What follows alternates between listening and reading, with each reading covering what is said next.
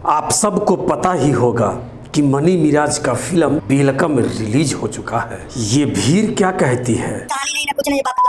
Public reaction ये बता रही है कि ये पिक्चर पूरी तरह पिट चुकी है। पहली फिल्म फ्लॉप होना ये कोई बड़ी बात नहीं है। एक तरफ पब्लिक की नाराजगी दिखी तो दूसरी तरफ पब्लिक का प्यार भी दिखा। फिल्म के पोस्टर को दूध से नहलाया जा रहा है।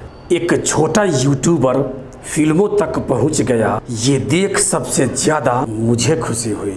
वो दिन दूर नहीं जब मनी मिराज और इनके टीम पवन खेसारी के लेवल पे काम करेगी। इनके भी फैंस फॉलोइंग कुछ कम नहीं है। वैसे आप लोगों में से कौन कौन ये फिल्म देख चुका है, वो अपनी राय कमेंट बॉक्स में जरूर दीजिएगा।